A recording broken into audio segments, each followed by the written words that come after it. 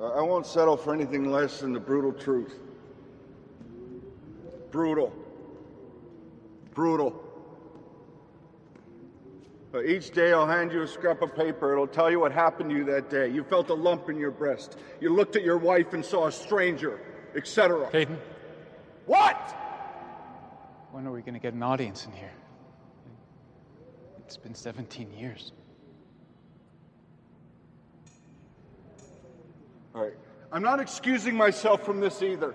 I will have someone play me to delve into the murky, cowardly depths of my lonely, fucked up being. And he'll get notes too, and those notes will correspond to the notes I truly receive every day from my God.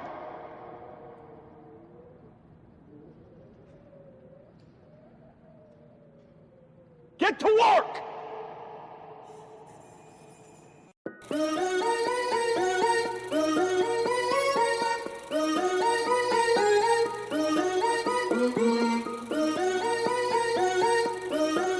Times have been tough, no doubt about it. Tough on all of us. But you know what? So be it. The Workers Club. I love the name. Yeah, God damn it. Hold on. Workers Club 173. Larry and Trevor, hold on. I got to go get my phone has my notes in it instead of pieces of paper. Hold on. Okay. Yeah, I mean, listen, it's one flight. Oh. And, the landing's the part. Yeah. It's the Al Snow, right, Wilson? I know it's going to feel way different than my fucking $120 controller I have here. So, I got to get used to it and nail that fucking landing. If I don't, I'm going to be so upset with myself that this will all be for nothing. Is this Saturday? Friday. It's on Friday. Yeah. Oh, so I might get upset, Larry. I'm gonna get Larry. That's just I didn't land it. Does Illinois sell weed? I think so. Yes. Oh, okay, cool. If not, I was gonna have to stop in Michigan. You should just when you're in. Are you in there with a guy? Yeah. You should just look and go and be like, "Is this normal? This about whatever. Is this normal?" I had to sign a lot of waivers for this. Why? Well, it moves, Okay. Do you get a thing that you can pull down like an intercom and you can go like, we're flying over? Can you do that? I don't know. I'm asking. I don't know how gay guys get with it. I don't want to get that gay. You don't want to go. No. Speaking. I'll do the call outs. When co-pilots call out like 80 knots, V1 rotate. But I don't think we need to. Do they have you act like you're talking to air traffic control and all that? Like you got to do the thing? Like I don't think so. Is there a black box?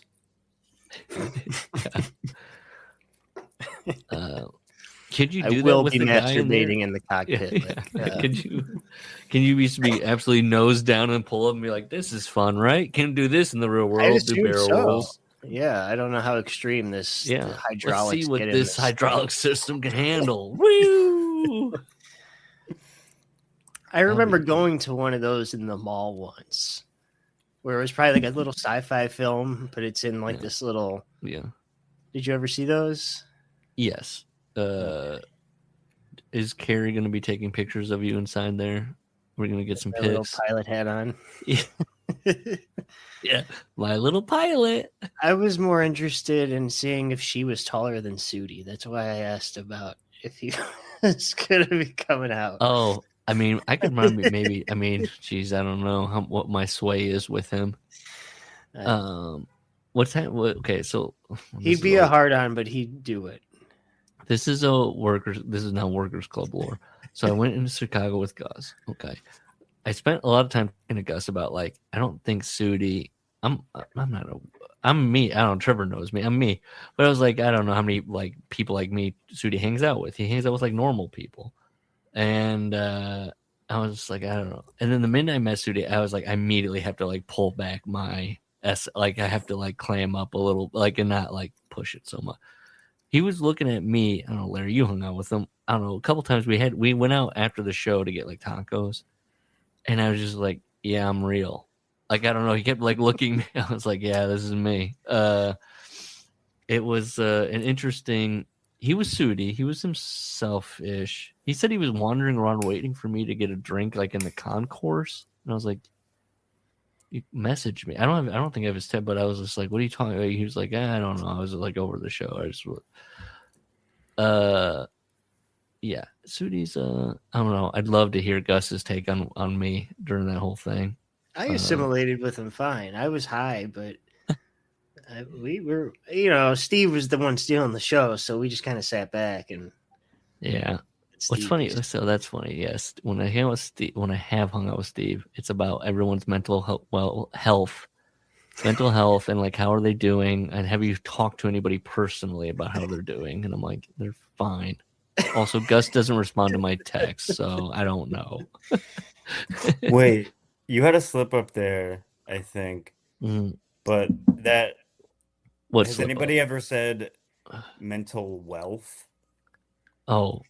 Like, don't have mental health, have mental wealth. I don't know. Like Sigmund Male Grind said, like, yeah, fuck all that mental health shit. I'm talking about mental wealth. We're acquiring knowledge. We should start business here. Smarts. Yes. Maybe Andrew Tate, your hero, has said it, but not me. Yeah. I also ran into a problem where at the time Gus was dating a gal, and so she was communicating with me about the whole thing. And I was like, hey, should I have like some snacks or something? Is there stuff like Gus likes so I can have it like when he gets in from like a long drive? So like he has like whatever shit he likes. And she was like, oh yeah. And she sent me like a list of things he likes to eat. So I got it. And then as a bit, I got like a steak, you know, Omaha steak. Oh shit, I doxed myself. But like I put it all on the like Omaha Steaks is nationwide. Well, I didn't get everyone. I got a steak from the grocery store, you know, like a ribeye. I could set everything out on the dining table, like here's some snacks for you. He came to the house and was like, "Oh, okay," and like never touched it. I think he grabbed some for the ride a little bit, but like never touched. He just was like, "You want to watch Rampage?" But I was like, but that was the thing too, where like I was texting her and she's like, "Yeah, he likes this, and then I was just like, I feel like she's lying to me. That was a fun trip. It was a fun trip. I know Gus will never listen to this, so I'm clear. And then also, yes, I did get grease in the Uber. In the Uber we took to go get a car battery. We got Dunkin's in the Uber to go get and then I've never gotten bacon from Dunkin's, and that's the time I decided to get some bacon for just the snack bacon. Yeah, and then I put it between my legs, and then when I looked at the guy's seat, and he had like not leather seats, it was like a cloth material. It was just like a wet grease spot, and I was like, I'm just not even gonna acknowledge this. This is his problem to figure out. Wow. I mean, I told Gus, and he was just like, oh, this guy's gonna report me because he ordered it on his phone. That was a good time. Yeah. But yeah, we sat and drank with Sudi for a little bit, some beers in the back of Gus's car. Gus ran up to Brandon Thurston. And I was like, is that Brandon Thurston? Gus was like, Brandon. But you've hung out with Sudi. Yeah, no, Sudi he's small. That's the exact same way my Alvarez interaction went. My friend going, isn't that Brian Alvarez? I go, and I just went for it. I go, Brian, what's up, man? He shook your hand? Yeah, I think he put his hand on my shoulder even. Oh, shit. He's like, I've met so many fans this weekend. Yeah, he's very small. Wow. Yeah, no, Sudi was... shorter than me, for sure. Sudi was small. I mean, in that picture I took, he's looking up at me. I mean, and I have... so, no, he's well, you know, he's a little pervert. I'm gonna say he's a little pervert. But yeah, good trip. Now I'm looking forward to Larry and I are gonna hang out in Chicago and at least touch skin. You know, could be a hug, could be a handshake. I don't know. I'll let it play out naturally. You're not a touch guy? Oh no. Fluid bonding. Oh no. Which makes people hug me more to fuck with me. Well, I was gonna say, when people are like, I'm not a touch guy, I immediately go into, well, I'm gonna touch you a lot. I'll be respectful. I'm gonna snap at my child. Don't touch him. Fornication Fridays. Don't talk about that with Larry. Okay. He would hate that at this show. Yeah, I loved it. Everybody loves it. Couldn't do that nowadays. Everybody loves getting touched by Wilson. Yeah, okay. So let's get into it. It's been 8 minutes. We can get into it. It's the Workers Club 173. We're still doing our movie summer series for the what's up? Sorry. I took off tomorrow. So I'm gonna be good. And I just had my Celsius. So I just wanted to. You're going long on don't this. Don't worry about 8 minutes spent talking about stuff. No, I mean, I think I've cracked open that Chicago trip and any Steve trip. I'm trying to think of anything. I mean, I've had some weird ones. What's weird, I've had on both Workers Club thing. I mean, I've hung out with Steve a few times. One of them, though, he got a flat tire. And his wife had to change it, and I offered to help. And they were like, "No, you're a guest. You're a guest, and then don't worry about it." And I was like, Steve and I are sitting in the back seat, and I was like, "I really feel like I should be helping," and he was just like, "Nah, she does this all. Like, don't worry about it." And then with the Gus thing, his battery died. His car was giving him trouble like on the way in, and then in the morning when we were like, "Hey, let's get going," the next day it was dead. It was absolutely dead. And I was like, well, we have to undo this and get the new battery. Like we have to go now and get a new battery and swap it out. Yeah, that was weird. 2-car things. Did you do that yourself? No, I supervised essentially where I was just like, yeah, you gotta take that off and that off. Oh, so Gus did it? Gus did the thing where he was like, I'm glad you were here, and I couldn't tell if he was being sarcastic or genuine.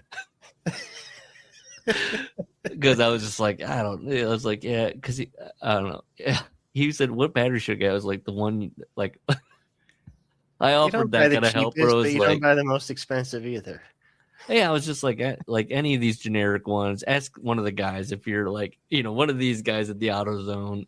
Like, I don't, what does your manual say? That one.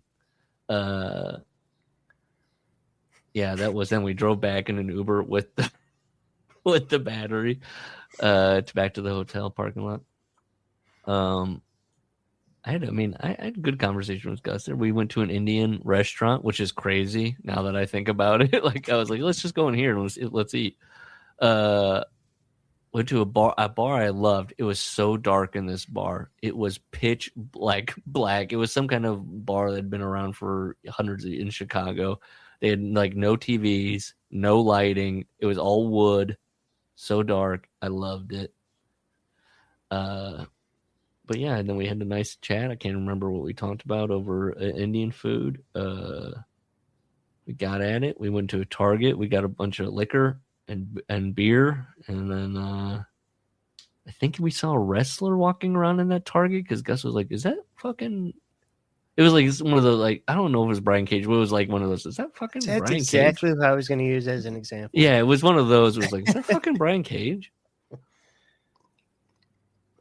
And then Sudi brought like somebody who worked, like one of the university guys over, like one of those, like a media guy over. He was tall, and yeah, enjoyed a great show where we sat next to a disabled kid and some nerds.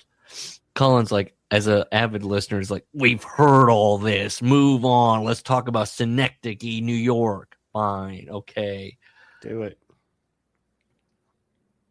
Larry, last week with Happiness, I started with Trevor because he'd never seen it.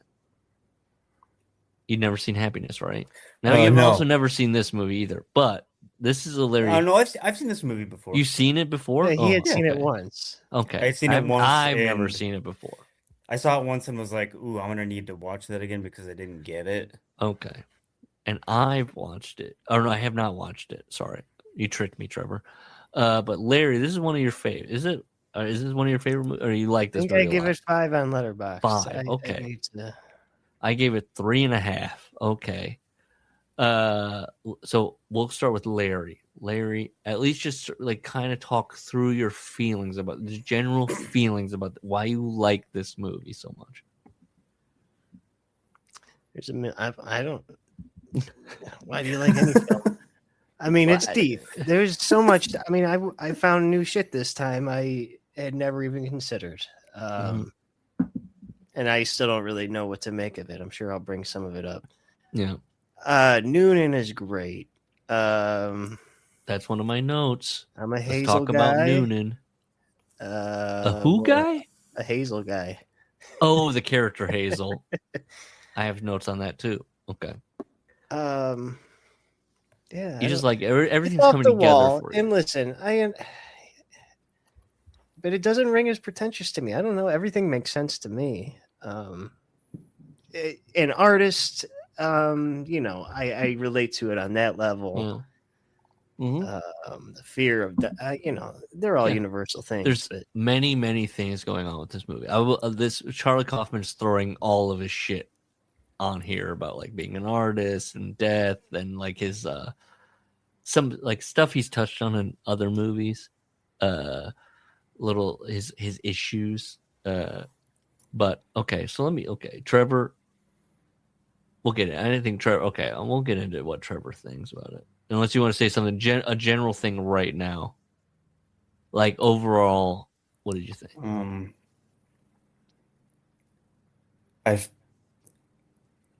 It's humorless. I disagree. I have some things that I've specifically written down that made me laugh. Okay. So you want out of Charlie Kaufman, you would like to see more humor? Or I would say of the Charlie Kaufman movies I've seen, this is my least favorite. Okay. Well, okay, let's start with that. Well, and if I could say, it's not a good time movie. It I don't even like, it's like watching Magnolia, where I don't feel good after. I love Magnolia, and I love Happiness is one of the most feel bad movies I've ever seen. Huh. See, I don't feel that. But I guess there's a lot of humor. There's a lot of laughs in Happiness as well. But I would say because it's I see this Trevor's one's like up point, its own ass, kind because of, it's about a guy's kind of. You could frame it. Okay, let's establish this. Guys, are we all gonna die someday? Yeah. Listen, this movie. I never thought about that before. Synecdoche, New York. Do you watch it literally? Or do you, as I took it in, this is a dream, a dream. This is a dream state movie. It's dream logic. It's like a guy that's dying. Logic. It's a guy that's dying. This is him like in his last, as he goes through his, not life, but like this important thing to him. Because the sink hit him in the head and now he's like dying? No, not even that. I just, like, the movie operates to me, and I have examples, but operates on like dream logic, where it like, I'll just talk about it now. No, wait, you've never been over to someone's house that was perpetually on fire? Yes, I have. Exactly. It's the thing, like his hair. Once I hooked into that, I was like, okay, because I was kind of pushing back on the movie because I was like, what's happening? And then I was like, okay, this is like dream logic, where yes, like, and he also keeps losing track of time. Like by years. Yeah. Yes, like that's things. He's confused. And the daughter's age is like the perfect example is when there's many examples, but one of them is when he's talking to Michelle Williams' character, and he's talking about my daughter's tattooed now. She's old and she's tattooed, and she goes, everybody's tattooed, and she shows her pack is fully tattooed, and he goes, well, I never noticed that before. That is exactly. I probably have had dreams like that where it feeds you information, and then you're like, "Well, that's okay. Then that's what we're operating on." Wait, Wilson. What if the woman pulled up to show him the tattoo, and it was a perfect circle tattoo? You're referencing somebody I used to date, and I'm not going to acknowledge it. Okay. I would say I could top you with that one, but I'll say I would say I don't know that band, but it's probably a wonderful band. Moving on. That person also had a Donnie Darko tattoo, and I don't know if they understood the movie. I'm not quite sure. You know what? I would say Donnie Darko, another movie that's kind of like right? reads as pretentious to a lot of people and is sort of up its own ass with like kind of dream logic and stuff. But I love Donnie Darko. But Donnie Darko's literal. It's not a dream thing. Oh, I guess that's true. This, like, his hair changes from scene to scene, and he has his diseases scene to scene, which is very dreamlike. Of like, you're like, oh right, I have like in your dream, you're like, oh right, I'm like sick, or oh right, that's happening up my leg, and it is bleeding into like Charlie Kaufman's health things, which if we want to talk about Charlie Kaufman's career, like adaptation, where like, you know, that character based on Charlie Kaufman is racked with insecurities, and am I dying? Am I this? Am I I should go to the doctor. You're fat. Everyone thinks you're fat. There's the house that's like everything is very surreal. Like even the Hazel character, she's visiting New York, but yet she's still in the house. You know, like he sees her at the same house, but she's visiting New York. Like it's that kind of thing of like, oh, okay, I'll just put this person where I knew them from. That's where I think you could make a case, because the movie starts with the clock at 7:45. He dies at 74. Spoilers for a movie from 2008. He dies at 7:45. That this whole thing is just his last like brain synapses going off about some kind of whatever you want to say, just his life. You don't have to say this happened where it's very dream that he creates a play about his life, you know, in a airplane hangar, which I enjoyed that. You don't think that's funny when he goes, where did this get used for? And she was like, plays. And then he goes off in the goat. He's like, oh yeah, like King Lear. And he finally just moves his finger like, oh yeah, it could be like right there. Like, oh, I see it. That's funny. I'll just say right now, one of the funniest, I laughed out loud at, he's doing the, he's like, we're all hurtling towards death. He's kind of just giving his little like thing to he's gathered the actors at first. And there's the try-hard actor. He's writing notes. And it's just the guy being like, we're all hurtling towards death. And he's like, mm-hmm. He's nodding and writing that down. Yes, yes. I thought that was funny. Mm-hmm. The therapist. No, it was. Sorry, I was just in my head. The therapist stuff was all funny too. Yes, and this is another movie with like those guys in it, and like every doctor interaction is. You don't find those funny, Trevor? The doctor interactions. Yeah. Look, at first, when I was first watching this movie, I was like, oh, this is another Charlie Kaufman movie where it was like nailing down language, where somebody's like, what do you mean about? I mean about like this thing where you're just like, well, there is one between him and Michelle Williams where it's like saying you don't know is the first way of knowing something, you know? And he goes, I don't know. Yes. Yeah.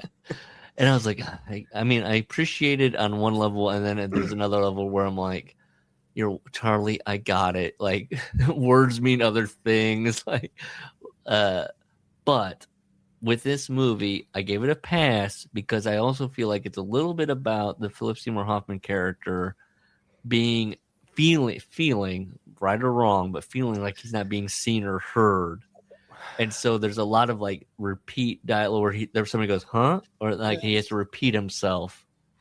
I read Kaufman talking about the movie, and he says Caden's a failed artist because the wife is the true artist. She can make art in something so small, and it's way more meaningful than his airplane hangar. All he can do is replicate real life. That's because they set him up. What she's just doing a revival. It's his start is that he's doing Death of a Salesman, but he's like, what if young actors play the old people? And it's community theater. Yes. And then like, he's like, we're a hit. And he gets this is very dreamlike. And they're like, they gave me a genius grant. Must mean I'm a genius. And it's like limitless money where like he can get this airplane hangar, you know? Yeah. The people like never like age, like as he's old, like, the people are still the people. Again, the dream logic of it all. Or the main one's age.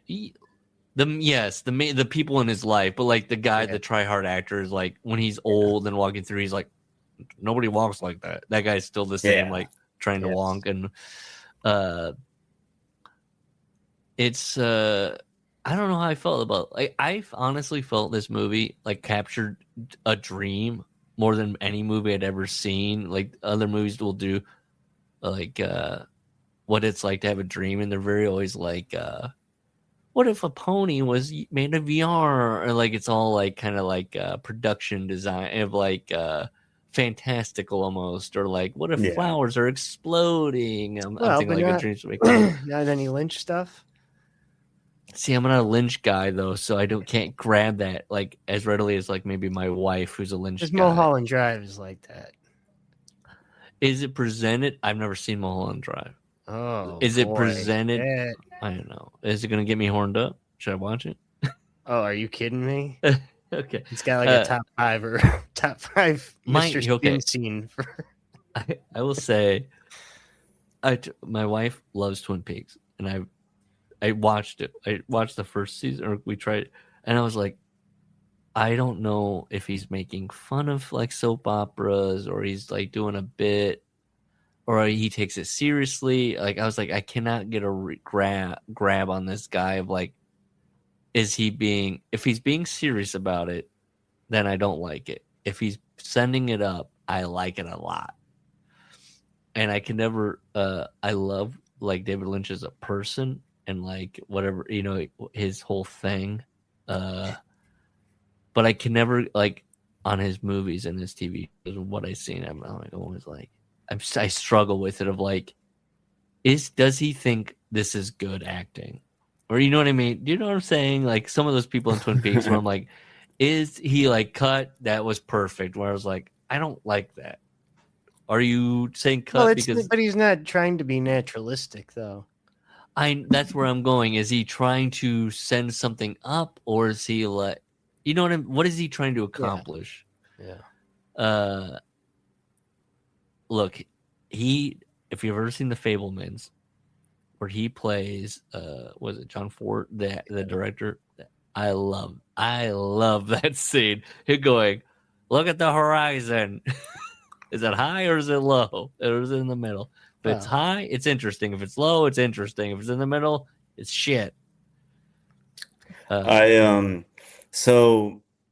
I would say about a year ago, I think I was on Reddit, and I saw on the David Lynch subreddit, someone posted a picture of a tombstone, and I was like, what are they posting a picture of a tombstone in the David Lynch subreddit? And it said like Lynch on it. I was like, what? And then I had to Google it, and I was like, David Lynch died. And then I looked at when he died, and David Lynch died while I was in rehab. So the news never got broken to me. So I went months and months and months without knowing that David Lynch was dead.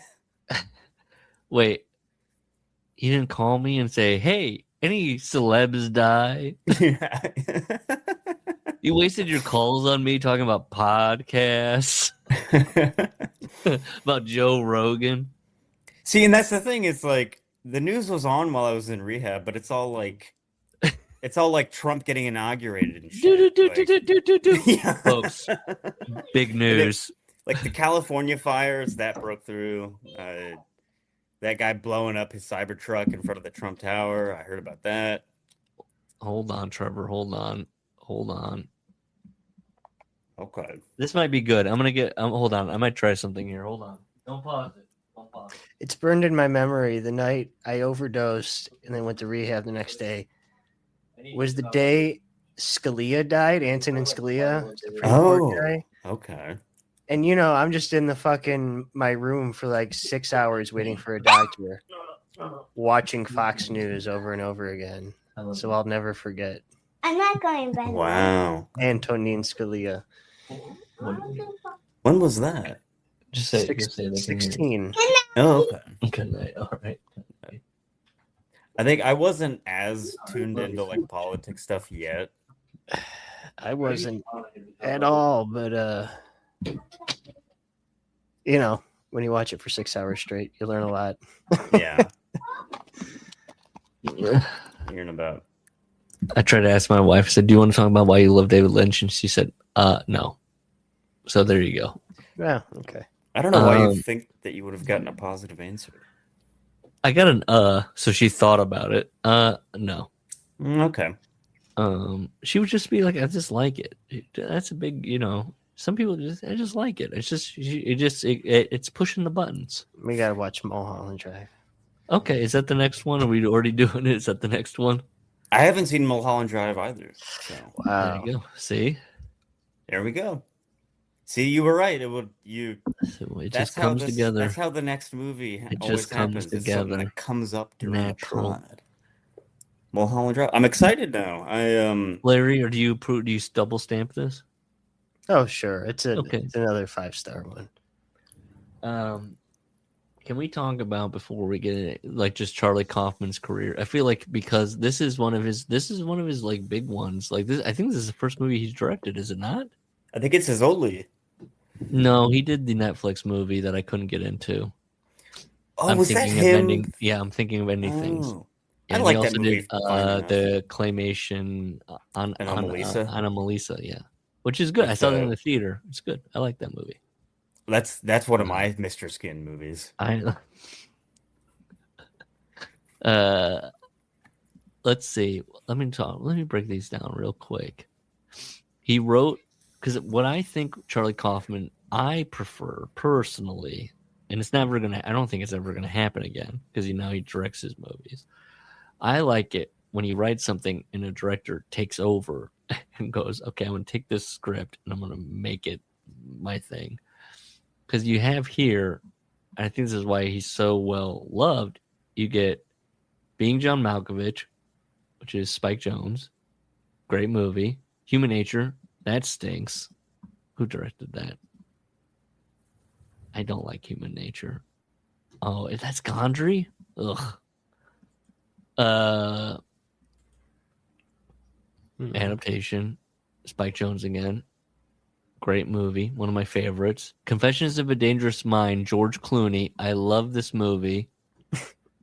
And this is the movie where, like, Charlie Kaufman's like, that's not the movie I wrote. He changed it with his direct. He changed it. I don't like it. And it's like, brother, I hate to break this to you. I don't know if he likes it because people, I don't know what's the deal. It didn't make like a lot of money, but it's a great movie. And I just want to be like, I don't know what you wrote, Charlie, but George made a terrific movie. I'm sorry. Eternal Sunshine of the Spotless Mind, which is Gondry again. Love that movie. Great movie. And then that's when he directs and writes Synecdoche, and then he does the Anomalisa, and then does I'm Thinking of Ending Things, which came out, I think, on Netflix. It was one of those things where I was just like, it's about a couple breaking up. They're talking about, like, I think Jesse Buckley and Jesse Plemons. Is it Buckley and then Jesse Plemons? Yeah, I think so. It's got what's his name? He's in The Big Lebowski. He's in so many things. He's in Harry Potter. I'm thinking, these that are all guy. major things, yeah. But it's one of those things where I'm like, I think I see the framing of it all, and I just could not. I'm probably gonna go back to it now and give it another chance. But at the time, I turned to my wife and I was like, I can't do a Charlie Kaufman thing right now where he's examining like a relationship breaking apart where she's like traveling through whatever, she's snowstorm. Everything's like compounding on themselves and things are being re-examined. And so we'll start with Larry. Like Charlie Kaufman, where are you at with Charlie Kaufman? Are you just like a big Uber fan, or are you just like this movie, or... Yeah, I've only seen this in adaptation. This movie and adaptation are like kind of like, again, this goes to like he directed this movie and that's like his sensibilities, and then adaptation where it's like, you get Spike Jonze in it and he's trying to like find humor in it, and I mean, I love that. That's a movie where the whole going up its own ass works. You know, it's like baked into the movie. All of his stuff's meta. Yes, In a it's always 90s way, it's like Chuck Palahniuk books. He should have done Fight Club. that'd be funny. a Charlie Kaufman Fight Club.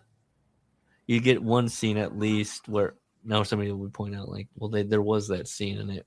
There'll be a scene where Tyler Durden and the narrator, right? He doesn't have a actual name, right? Ed Norton. They'd be like, "What do you mean fight? Like fight? What fight? What does fight mean? Fight what? Fight club? Club? What a club? What's a club? Clubfoot?" I do the worst version of somebody exploring language. They just, that wasn't it. But... yeah, no, that wasn't it. But you know, like where they're back and forth and. Oh man, Fight Club. That was eighth grade for me. I love Fight Club, but that was one of the first movies that I watched where I was like, "Oh, I'm getting into cinema." A David Fincher movie. Yeah, I'm gonna watch this. I'm gonna watch Pulp Fiction. Did you know there's a rumor Brad Pitt's doing that new movie where his plane crashes and he's with his dog? Have you seen the trailer for this, Larry?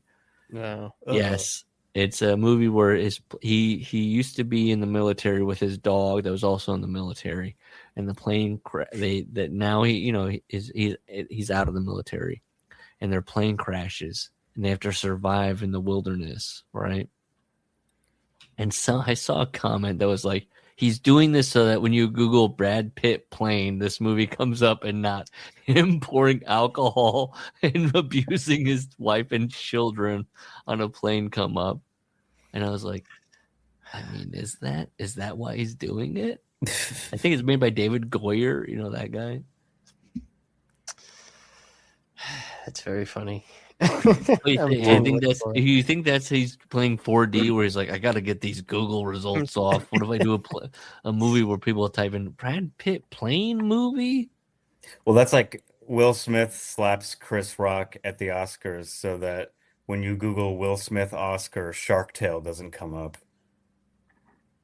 It's the name of his character in Shark Tale. What is? Will Smith slapped Chris Rock. Yeah, what's his name? Shark Tale. His character's name in Shark Tale is Oscar. He's Oscar the fish. Will Smith Oscar. Shark Tale doesn't come up. Yeah. Instead, it's him doing something way, way cooler and much more loved by people. If your wife was suffering from, was it alopecia? What is she suffering from? It's not alopecia. She's suffering from anything. She's bald. If somebody was like, dang, she should. First of all, it's a bad joke. He should be slapped for a bad joke. That wasn't funny. She should be G.I. Jane. It's like, I think maybe only my family owned the G.I. Jane VHS. And then you just go up and would you defend your wife? Would you go up there and start throwing hands because your wife was called G.I. Jane? No. You'd elbow her and go, you are bald. She is. Yeah. Make a bald joke about me. Is she? I mean, bald men get it. Is she? She was before the Oscar. She was like, I'm super sensitive about the bald thing. No, she's just super sensitive about everything, and that's the kind of relationship it appears that they're in. So, is that true? I don't know. You know, it seems like a contentious relationship. She can put her husband on blast, but she's going to be sensitive about the bald thing. But then she is like, you're not sensitive about being like labeled as a cuck for the rest of your career, are you? I'm so glad that this podcast is finally cracking into the Will Smith cuck drama of we've got to talk about it. I think it's. I mean, I legitimately think it's why he's not like a movie star anymore. He could be. What is happening? His shit. His career is like the King. Whatever people went and saw it, I'm sure, but yeah. And granted, his age also had some of where it's like he was not opening up movies anymore. Like he did was it Ang Lee movie where he was like his younger self and him, or was that an M. Night Shyamalan movie? Do you remember the one where he found his younger? It was a clone of his younger self. Do I have to look up Will Smith movies here? Let's look at it here. There's going to be a Will Smith renaissance, and I'm not ready for it. He's always been corny. He's not good at anything. He did. It was called. I mean, he's good in Independence Day. He's not asked to do a lot. In Bad Boys, he's good in Bad Boys. Well, he was a '90s blockbuster guy. Where the fuck is this movie? After Earth. And it was M. Night Shyamalan. That's M. Night Shyamalan. He faces his younger self. And his younger self is played by himself, Smith? But they did de-aging, CGI. Because After Earth, that's like 2012, isn't it? And then he does, let's see. Oh, I see. Okay, I'm looking at producer. Actor, 99. Wow. Good stuff, guy. He does. Oh, Gemini. I'm thinking of Gemini Man. Oh yeah, that was like that's a Netflix movie. That's his younger self. No, that is Ang Lee. Well, what the hell was the M. Night Shyamalan movie? Did he do two back to back? I'm a younger guy. He does the Suicide Squad stuff. I love that this is about Synecdoche, and we're breaking down Will Smith. So it's his all career, about Aladdin. He played the genie in the live action. I forgot about that. That's so weird. He does the Bad Boys for Life. Like, man, would we do another Bad Boys movie? Like, he's like, sure. Then he does King Richard. Then he does another Bad Boys, Ride or Die. Didn't see that one, I don't think. Oof. He does a music video. He put out music in 2025. He did. Will Smith, Pretty Girls. Boy, the IMDb people are not having it. 1.5 stars. They did not like Pretty Girls. Okay. I'll ask this. Larry already said that he loves it. Trevor, you don't like. Yeah, there is a lot. There's all the Charlie Kaufman bugaboos. He's sick. He's constantly sick, or he finds himself sick. He thinks he's sick. Is he good enough? What did I write? Women. That's a big thing. Women. His relationships to women. An adaptation, like I said, that's the kind of 1-to-1 because that's him again. This meta thing. Where it's like, I like this girl who doesn't like me, or I'm pining for this person who doesn't like me, and then this, it always revolves around.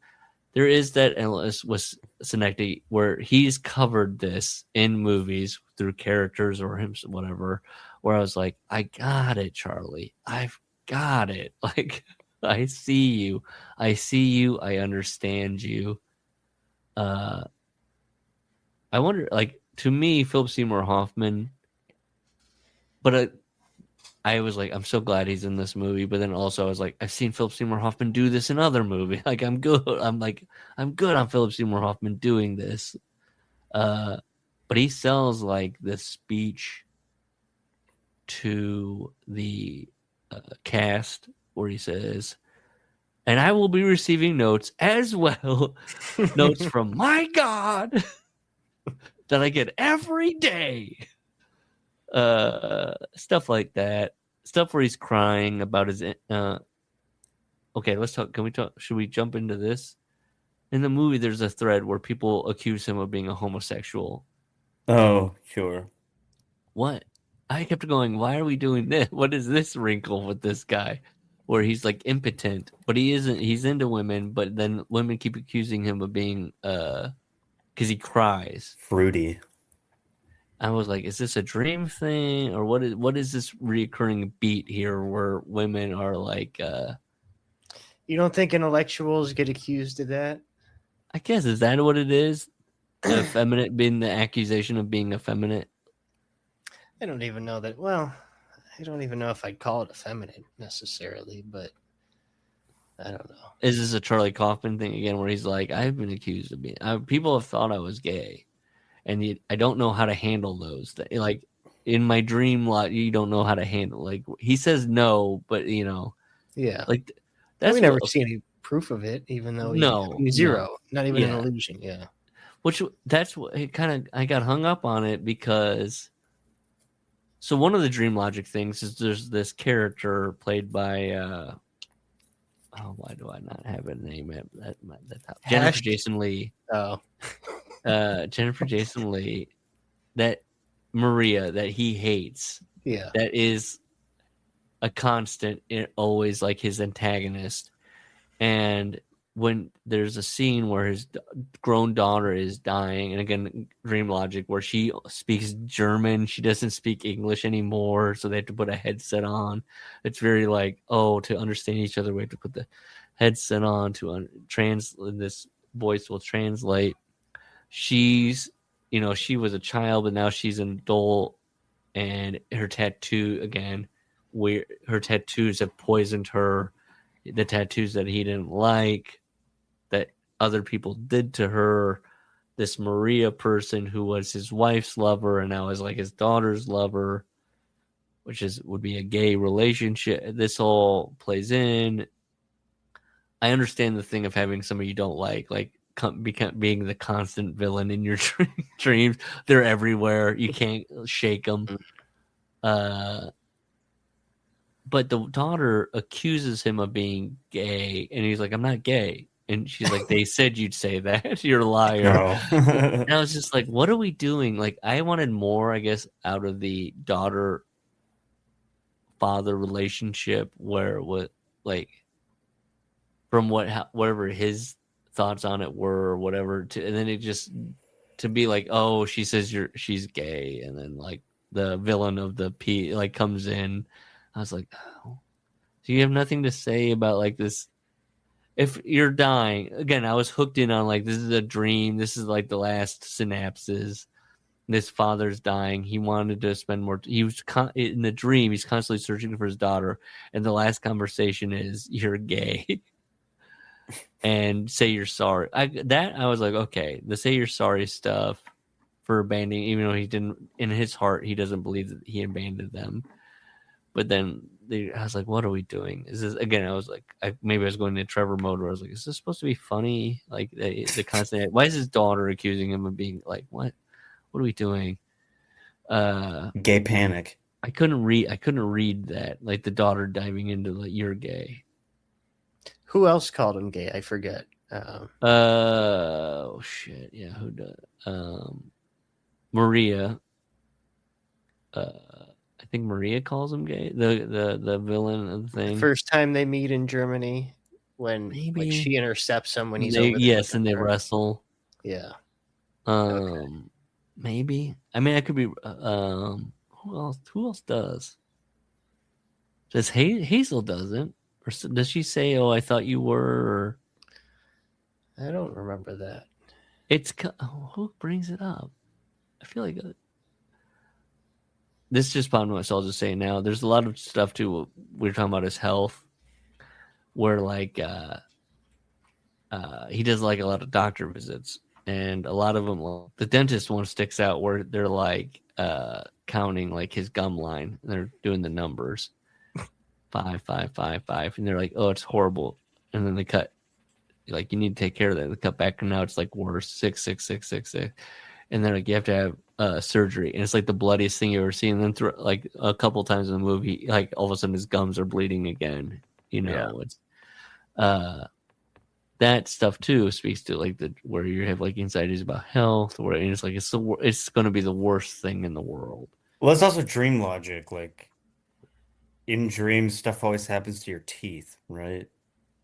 Not me personally, but yeah, no, that is a falling thing. out is a yeah. I mean, this is where like the house fire real estate thing, where Hazel's living in a house that's on legitimate, like on fire. Do you like that, or are you like, I do, because I like the philosophy of how you live is going to dictate how you die for the most part. Yes. So that's just, an exaggerated version of that. But he does put it in there. Now, is that a note, or did he put it in That's there? what I had a disagreement with Josh about. Josh doesn't believe that. I'm like, you just living somewhere changes your life expectancy. Yes. Like, he couldn't absolutely. see it. Yeah. Yes. I live near an Air Force base.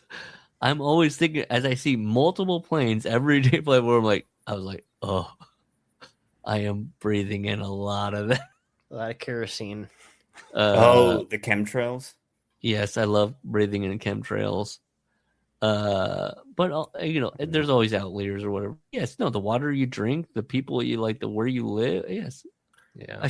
Larry should have called me in on that episode. I would have gone in and been like, Josh, what the fuck are you talking about? Where did you grow up, Josh? Just Neutralville. Yeah. And I like Josh, and we should have him on. Make it a little fortep.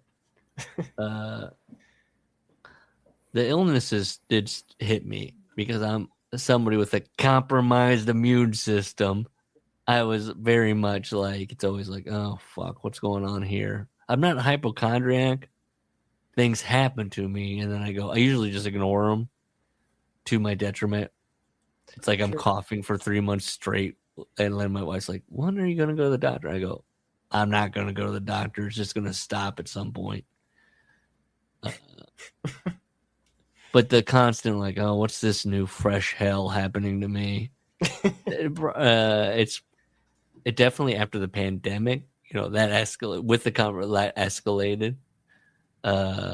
Of what's this thing? Trevor, are you a hypochondriac? Are you what's this happening to me now? Do you love doctors? When I was a kid, I had terrible hypochondria. It was a thing in our family. When you say that, do you mean your parents had it? No, I mean the fact it was a running. Yes, Trevor's got me having hypochondria affected the family. Where it's like, oh Jesus, what now? But eventually, I think I don't know if they got the right dose of medications and puberty as well, probably kind of. Eventually, I just grew out of it. But puberty cured you? No, I had bad germophobia and hypochondria and just extreme fear of everything. I need to watch The Aviator. Have you ever seen The Aviator? Did I make you watch that? I've seen The Aviator. Okay. I think maybe you did make me watch it. I sat you down. It was like, you have to watch The Aviator. I think you did. I honestly, yes. I can recall now watching it in your house. Show me the blueprints. I remember all the piss. The pit, you got to do, if you're doing hard to use, you got to do the piss jars. Yeah. I love the bathroom scene where he soaps his hands so hard they start bleeding. Oh, you know what? So I used to be. I was such a germaphobe and hypochondriac. I was worried about bacteria in my mouth that I was gonna swallow something bad. So. Do you go to lakes? Spit all the time. Oh. And I remember in the basement of my parents' house, I would spit on the carpet. I was going to say, do you have a spit corner? Trevor, no. Yeah. You had a spit corner? Yeah. Not a spit corner. I wowould just spit anywhere on the carpet. Trevor, of course your family was all like, we got to make this stop. No, no one knew about that. I got away with that. Shit. Colin's rubbing his hand. He's like, Workers Club got good again. Finally. All right. Here we go. He's cracking his knuckles. He's licking his lips. Yeah. I think I would not brush my teeth too because I was afraid of You're worried about bacteria, but you're not brushing your teeth, Trevor? No, I was worried about the warning labels on the toothpaste of if you swallow this, it's bad. You have to go to the anything that had a warning label like Can that. You believe that this guy's been to rehab, Larry? I've had my own OCD battles. Yeah. And I was afraid of big weather events. Yeah. I look at Larry's muting himself coughs, but then I refused to mute myself with the hiccups. Just absolutely refused. But yeah, you if I don't got know the when they're hiccups, I coming. would freak the fuck out and like think You would that. get freak out when you had the hiccups. Well, yeah, because Were then you you get the admiring? hiccups, and then it's like, what about that one guy that lived to be 78 and he had the hiccups for like his whole life? Did you admire my perseverance last week? Where I was just like, "Fuck it, I'm digging in deep." Can we take a break? Sure, yeah. I agree. I have to pee. David Okay. Lynch, I guess. Okay, talk about David Lynch. Okay. This is so broad. He's So- dead. He's dead. I got 2. Did Rob tell you? And I got a fish tank, and I have a bunch of shrimps, like micro shrimps. And we got 2 blue velvet shrimps, and I made one David and one Lynch. That's very Oh. nice. Yeah. So, okay. Rob asked me to talk about why I like David Lynch, or what was the first movies I might have seen of David Lynch. It wasn't Twin Peaks, even though that's something completely up my alley, but it was probably like either Lost Highway or Mulholland Drive. It was always one of those things, like when I was in high school, there you don't know, but 38th and Dodge was kind of like this neighborhood that would, always had a bunch of college guys in it.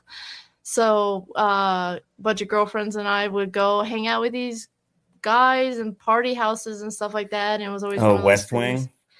Well, that's more like Farnham Street, but yeah. okay. So, but it was always one of those things where, people were just hanging out, minors drinking alcohol, dimly lit rooms, smoking weed or cigarettes and just hanging out, people getting high and something to put on TV. And it was always just like kind of that weird stuff.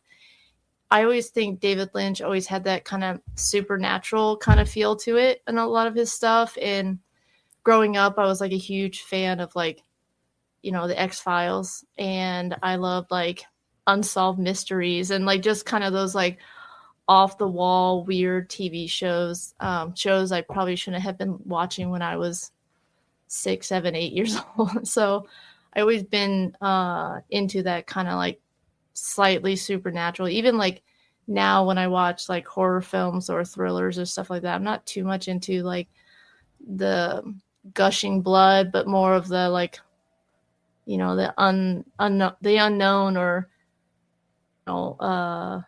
that kind of supernatural hint of things that maybe something deeper or darker lies and you might not ever get the answer to. That's Twin Peaks for sure. Yeah. And then I think just kind of, when the older you get, you kind of start, especially when like, I know there was always, Blockbuster and stuff like that. So you could find stuff like that, but it wasn't until I think I was closer into my 20s before I started seeing Twin Peaks, because that stuff just wasn't available until, started getting a little easier to stream stuff or like rip stuff off the internet from like Live Wired or something like that. Like it's just these off the wall kind of stuff. And my dad's always been like a kind of also in that kind of vein of movies too. Like growing up, I was always Evil Dead was like one of my favorite movies ever, and Army of Darkness. So then my dad was kind of one of those internet, like I had the internet before a lot of kids had the internet growing up. And so my dad would find just the weirdest shit on the internet, burn it on a DVD. And then my brother and I, we would like, what is this? Let's watch this. And it was just the weirdest shit. And I don't know. I don't know. David Lynch kind of always speaks like that, kind of, he's pretty consistent. It's always kind of, You like to feel something when you're watching it. I don't know if it's that deep. But I don't know if it's that deep, but I guess that's why I always liked David Lynch. It was just kind of odd. You also like him as a man with his flat top. Well, even his personality is kind of strange. That eccentric kind of people always kind of fascinated me, and like I kind of grew up with like that kind of stuff. Or like my dad was a huge Henry Rollins fan, so like listening to his spoken words and stuff like that. Just like kind of Oh, you listen those to like Henry Rollins spoken yes, words? What a cool like dad. upper like Oh. East Coast, like that kind of thing that like my dad was really into, and those kind of like weird eccentric people, like I kind of got exposed to that kind of stuff too. So This I is don't know. good because this is a Chicago pre-interview. Oh, Larry can yeah. now kind of Sure. like, now it won't be so anxiety of like, oh, I mean, like Larry can now just say stuff and you're like, I know Larry. I talked to Larry.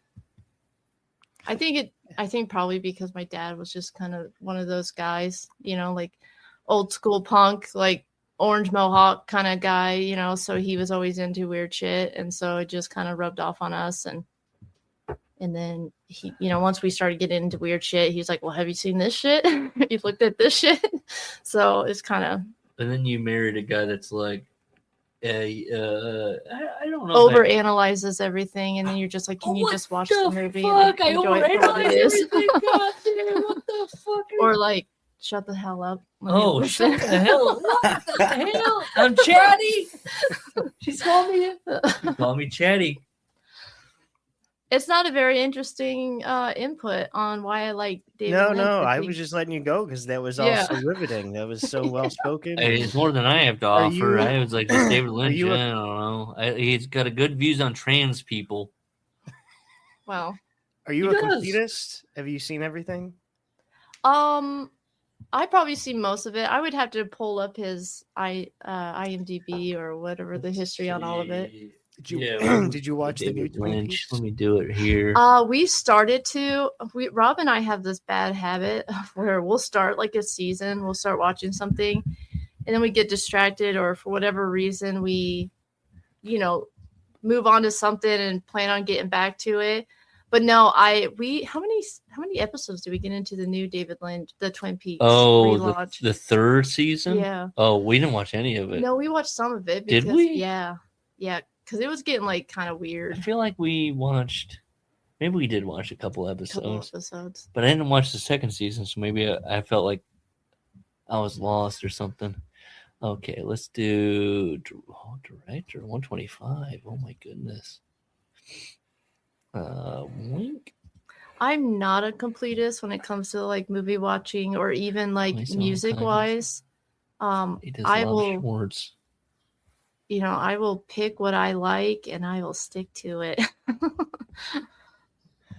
I usually am, hmm but with Lynch, I'm not. Like even though Yeah. Mulholland and Blue Velvet, like I haven't seen Inland Empire or Lost Highway, Oh yeah. and I never finished Twin Peaks.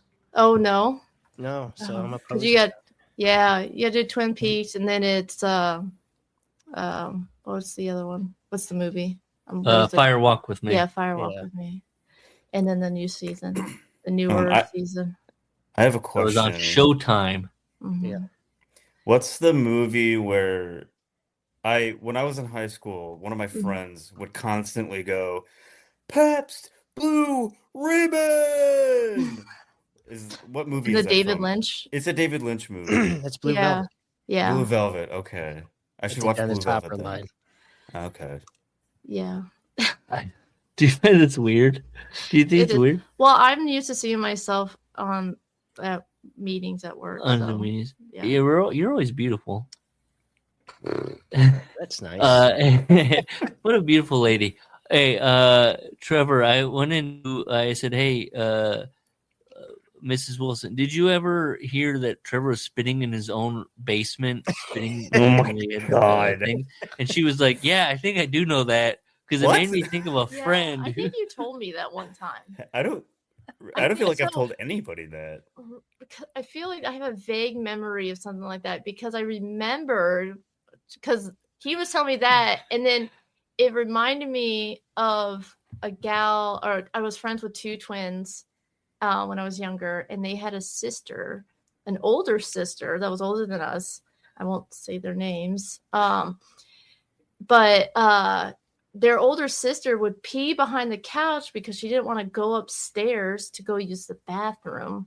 And they didn't find out about her little secret pee spot until she started to move, which How do you not find it? But that's whatever. Well, I think you're thinking of when I would spit on the floor in your guys' house. How dare you? What do you say? Spitting in our house. You spit in our house? You spit on those hardwood floors? Oh yeah. It would drip down to the basement. I am not a completist. There are some things that I am like that. But it's not movies or not music in that way.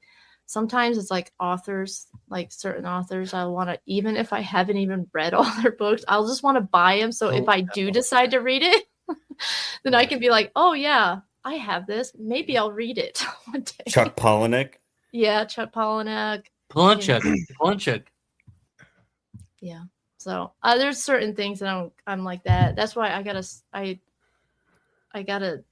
trying to stop that like mentality. Why? I do that with DVDs. No, you gotta buy the guy's whole filmography on DVDs. Yeah. We buy books because we think we're buying the time to read them.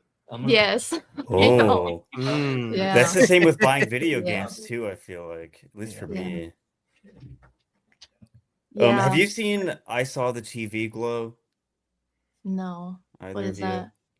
It's a movie that's heavily inspired by like the X-Files and kind of David Lynch and other stuff, but it's very ethereal. What is it called again? I Saw the TV Glow. I Saw the TV Glow. Yeah, it came out about 2 years ago, I want to say.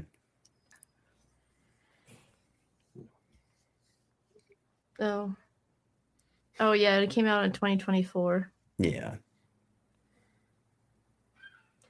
Yeah, I also like I wouldn't even say I like Sam Raimi and stuff like that, some of his stuff. So I feel like Did you like Send Help? I did. I thought it was pretty good. It doesn't feel that Sam Raimi-y.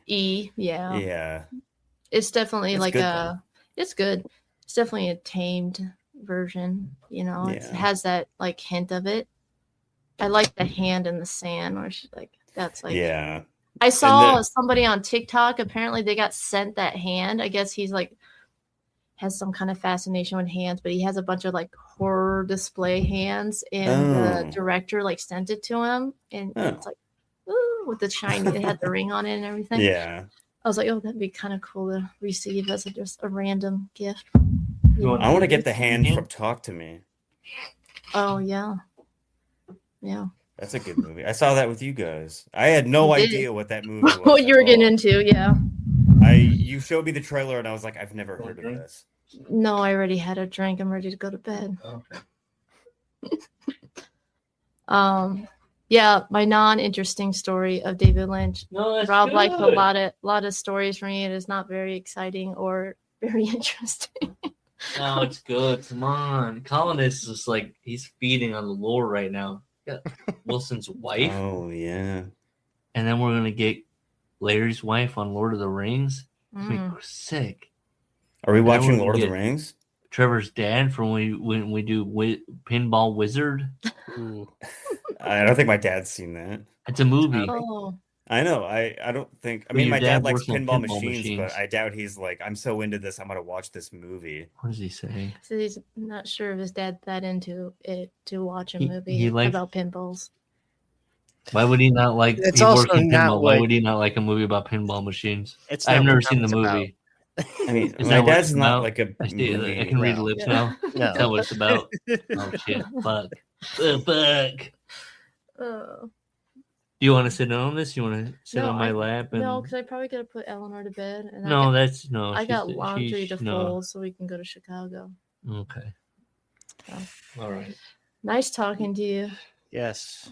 If you want an opinion on Bruce Campbell, I can tell you about that some other time. Yeah, we got the Bruce Campbell movie. Or Sam Rockwell. Yes, thank you. Bye, Wilson's wife. Oh shit, we had to run in. Fuck. That was my wife. My wife.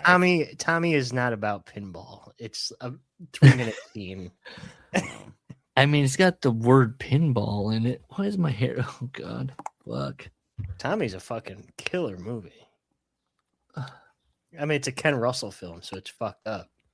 Oh yeah, they just put out. Yeah, they just re-released one of those movies. Tommy Boy. No, not that one. Shit. Okay, where were we with the? Why do I have so many messages? Philip Seymour Hoffman is like, we're Hey, dying. listen, I'm Wilson. die. I think you are passing Reddit opinions off as your own. I'm going to read you a post. Oh, really? You ready? It's a good paragraph. The interpretation that I have settled on: Caden is a closet homosexual who unsuccessfully hid his gay affair with Eric from his wife and children. His crying during sex, his need to feel pretty, and his homosexual tendencies help drive away Adele. It This begins is with my this. It'll get into you. Adele, who paints Caden as a woman in one of her paintings, is well aware of his philandering about that. and has come to accept that Caden has another life.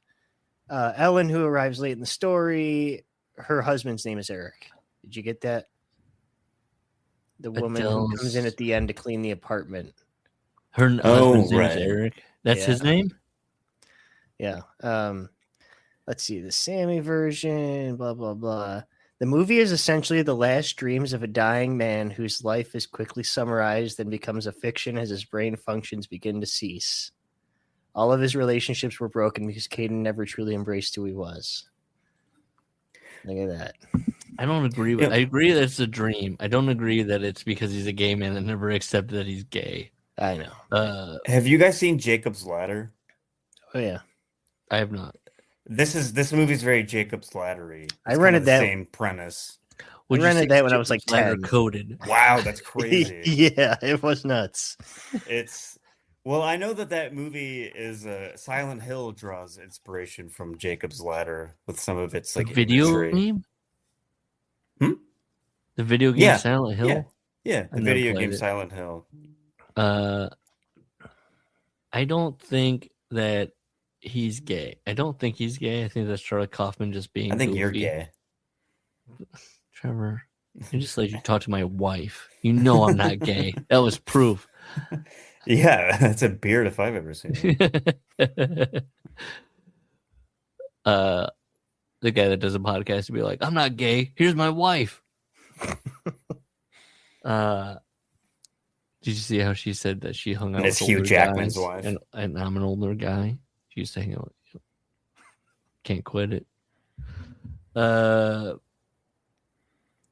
had a point. Now it's totally blown out of my mind. He said, "Oh, Reddit says," because they said something. That was her painting Caden as a woman. Oh, that yes, Diane Wheat was it West? You know that actress. She's been in a million things. They do a thing where they're like swap, like he is her, you know, and she can be him. Oh yeah. I did find that interesting. It has to be one of her last movies. I think she's dead now. I think she's dead. A great actress. She's in a ton of stuff. She's alive. Oh, she's alive? What? Put her in stuff. She's 78. But she's acting this year. Oh, she is? She's in stuff? That's good. Yeah. That's good. I put her in Tom Noonan where she like never got her due. Give her flowers. Yeah.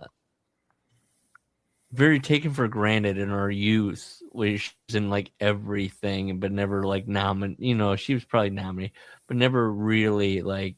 Look, she's like, if you give it to her, she's nailing it.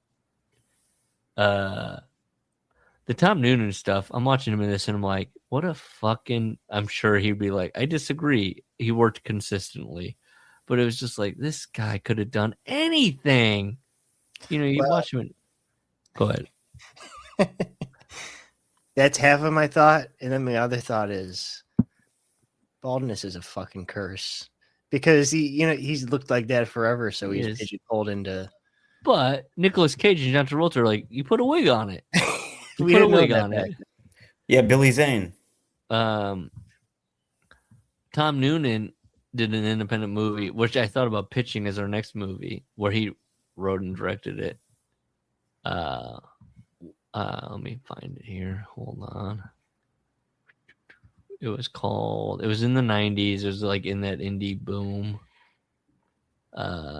Jungle to Jungle. Yes, it was Jungle to Jungle. Okay. But let me do this and just do this.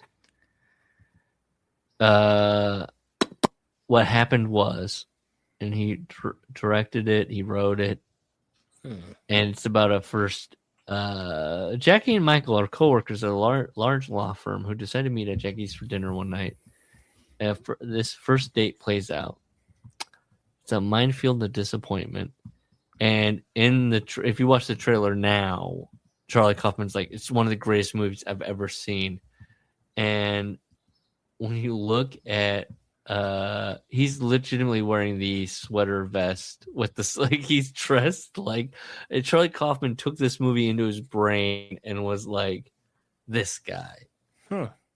Yeah, I'm reading what Siskel and Ebert thought of it. What did they think about it? Siskel loved it. Ebert called it contrived and gave it a thumbs down. I'm always a Gene guy.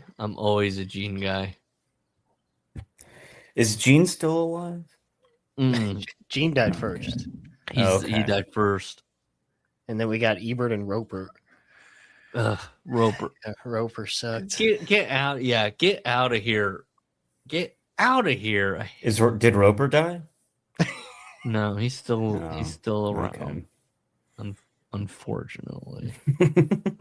Yeah, what do you rate his life, his body of work as a reviewer? Down. As a reviewer, thumbs down. Yeah, straight up thumbs down.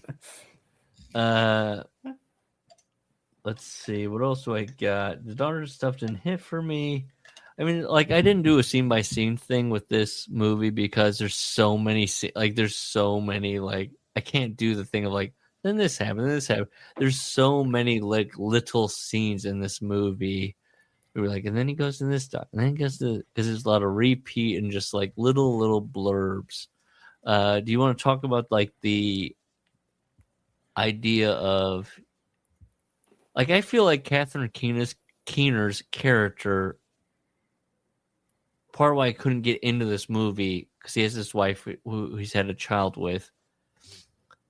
It's just not there. Like, for me, it wasn't there. Like, you're entering in where she's just like, it's left to Catherine Keener to do like little, like, there's sighing scenes, at the sink, and and there's scenes where she just like doesn't give a shit about his play or anything. Right. Yes, and you're left with that, and then you're like, okay, I understand. And granted, this movie would be 6 hours long if you're like, well, let me see them in love. Like, why did she fall in love with this guy? You're in prequel. Let's do a prequel. But you're in that, and then you're left to like, why does he like Hazel? You are, I'm stuck between like, this is what he's presenting me. Part of the Hazel thing is the stuff that plays into the end where she's like, now you say this. Now he likes to be directed. He's a directed what to do. I enjoyed some of that. I'll say this is crazy. And maybe this is Charlie Kaufman going off. I was like, I had never seen this movie. And what's her name? Samantha Morton? Is that the guy that's playing Hazel? I was like, I swear Emily Watson played this character. I was like, I'm positive Emily Watson played this character. And then as she's going along, I was like, I guess I'm wrong. I was like, but Emily Watson could play this character. And then she shows up, and I was like, I confuse these women so much. I was like, absolutely correct choice. Yes. Yeah. I confuse these women so much. And then I was thinking about Red Dragon, where there's Manhunter, the movie, where Tom Noonan plays the Red Dragon, right? And then in the remake, Emily Watson plays the gal, and then Philip Seymour Hoffman plays Freddie Lounds in Red Dragon. I don't know if, It's a Red Dragon reunion. That's all I'll say. It's a Red Dragon reunion. There's Tom Noonan. It's a Hannibal reunion with these guys. What did we? I mean, I don't want to talk about. What did we think? Yeah, the sex scenes with like the unrequited love of he's lost his wife, who's a true artist, as Charlie Kaufman says, and then this thing of like, I should have hooked up with Hazel long ago. She moved on, but then he hooks up with Hazel's. I didn't know. Is that speaking to a thing of like, you have somebody that you're into, and then you're just like, you settle for like the shadow of it. And I don't know. Maybe. Trevor, have you done that? Have you pined for somebody and then settled for the shadow of it? It's a good question. Thank you. Appreciate it. I don't know that I have, but I understand the feeling. I get the sentiment. Well, she does the thing. This is what I did appreciate about this movie is that it does show women just full out, like Emily Watson strips down. She's nude. She's Ooh. buff. And he goes, well, maybe you don't think about this because you have a beautiful body. And I was like, this is just she's a normal gal. I mean, she's beautiful in that, like, she's clearly been hired into movies. You know, she got big eye, you know, she's been in a million things. Was she There's a in reason why Punch they've Drunk been like, Love? yes, she is. Okay, And she's great okay. in that. Yes, absolutely. Like, look, she's got it locked down on being like, I will be the person that weirdos look to and go like, oh, what if I could? She's attainable. Even though she's just got brilliant big eyes, you know, very beautiful. But I was thinking that, because this is after Punch Drunk Love, where I was like, is she the go-to for some of these direct, like Paul Thomas Anderson, Charlie Kaufman? Is like, well, she looks quote unquote normal, even though she's like almost quite alien with how, you know, like her face and her ability, you know, unconventionally attractive, but also conventionally attractive. Sam Rockwell once described himself as, I'm unconventionally handsome, and that's why I can, and I was like, I'm gonna take that. I'm gonna absolutely use that. It's a pretty good description of Sam Rockwell, because yeah, he is handsome, but he's also like kind of a strange looking He's guy. like leading man if you're like, wait a minute, what the fuck? Like, you're not bad to look at, you're kind of goofy. Got microwaved for 1.5 seconds. Yeah. Did you, I mean, what do we like the whole idea of the play of like,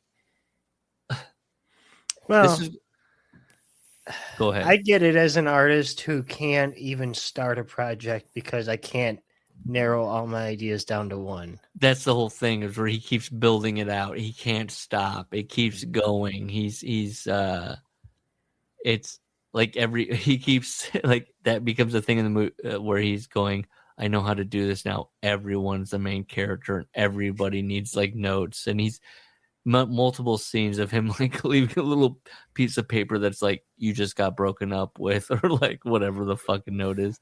Oh, you know what I'm thinking about right now is the scene in Walk Hard when they're parodying the Beach Boys, when he's trying to make like the greatest song ever or something, and he's just like doing a mishmash of like every genre that's ever existed. He's like, he's gone insane, and he's like, he's made like the worst sounding song ever, because he's like add this? Smushed every single instrument into it.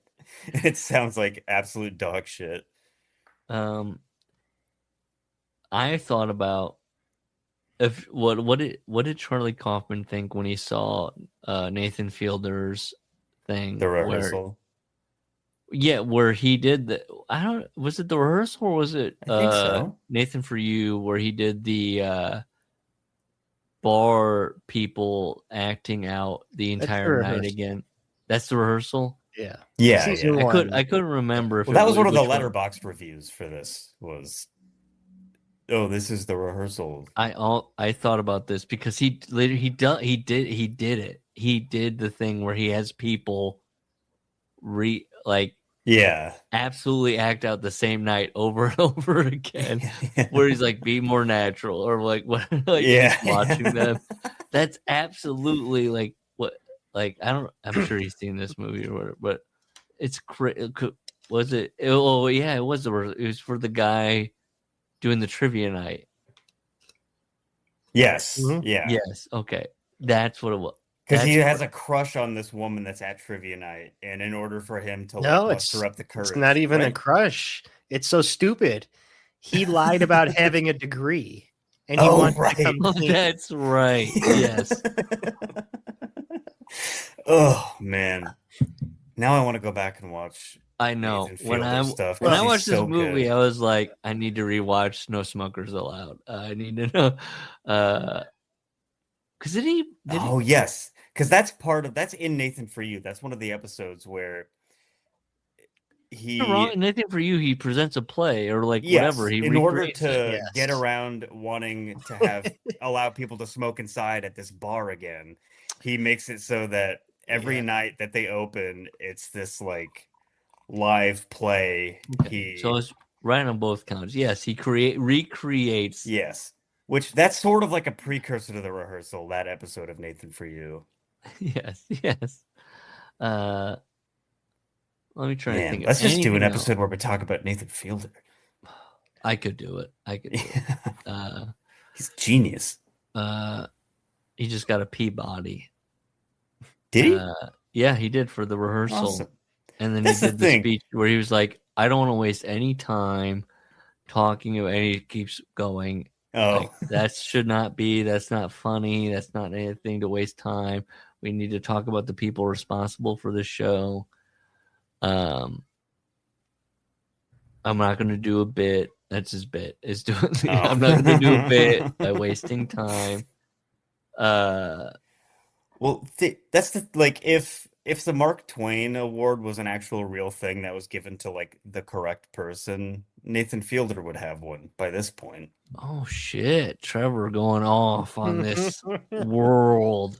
Where's Mark Twain Nathan- Award hot takes? Where's the Nathan Fielder Mark You're right, Twain though. Humor as a modern Award? humorist, yeah, sure. Yeah, He him is. and like Tim Heidecker too. I think would be a guy that would be Absolutely. deserving. Well, Yeah. you'd have to accept with Eric Warheim. They did. it That's too. true. Yeah, I mean they both kind of created a whole entire Which subgenre of comedy that was copied over and over. because of Colin. And you know what? DJ Doug Pound deserves it as well. If we're gonna, Wow, that's a deep cut. he's the editor of the show. I mean, I that know, show- but he was doing stuff before them that was Yeah. very funny and like, DJ Doug Pound, underrated, very one of underrated. the- He's gonna be like one of your comedians. underrated favorite architects comedians. of the Yeah. entire. Who's the other guy? Start listing guys that. The guy that's on Office Hours. Yeah. Oh Vic Berger? God. No. I know Big Burger. No, there's another guy that I used to like that was very like. I mean, you never hear about him now, but he's around.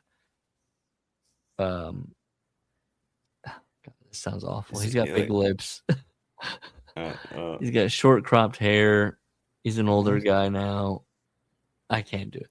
Okay. I'll look it up and text you and be like, that guy. He's very solemn in his delivery. He's very like dry. I like that. I was just thinking about Tim and Eric and all that, where I was thinking about Colin and how he really sends me up the flagpole about my mispronunciations. And Tim and Eric was one of the first things where they would mispronounce words, and I was like, "That's funny." And then I worked with a guy where he would mispronounce words, and I was like, "That's very funny." well, Tom then that- Sharpling. And then like it all like from like 18 on, where I was like, mispronouncing words is the funniest thing you can do. It's one of the things that's I a remember- nice go-to. going up to a guy that Trevor and I both know, and there was, ONYX, Onyx, correct? Is that how you say it? Onyx? Sure. And I was like, what is this here? Onyxy? And they were like, what? And I was like, what's happening? And you run the risk. I don't know if you know this, Larry, but you run the risk of when you mispronounce words that people think you're serious. And they're like, oh, you don't know how to speak. It's terrible. Oh, this thing that you just no-sold me, I'm taking What it are you? seriously. You're the Sabu of speaking. The botches were on purpose. You do it so much. It's one of those. You turn into the villain. You live long enough. You turn into the villain. I have a story to tell that I think okay, you guys go would ahead. appreciate. Yeah. Well, it's about sort of like you do a joke, you do a thing that you take seriously, but it's not actual. You don't actually mean it, but then the people take it seriously, and you're like, you totally fell for it. And it's like, okay, well, you're just lying then. Anyways, that's one of my favorite things. You don't like being lied to. Well, yeah, it like lying as a bit or like saying something that you think is so outrageous that the other person is gonna like get it. Anyways, I was in high school and I was in a drama class where we were all siphoned off into different groups. We were like reading our like scripts together. And that day, I guess, I don't know why, as a bit, I told someone, I was like, oh yeah, I was like, well, I'm gay. And they're like, you're gay? And I was like, yeah, I'm gay. And, like thinking that they would be like, that's I funny, you're love not this gay. bit. And I love then this bit. They like gay. it traveled to the rest of the class, and people were like, dude, you're gay. And I was like, no. I had to like go put the toothpaste back in the tube for the rest of the period.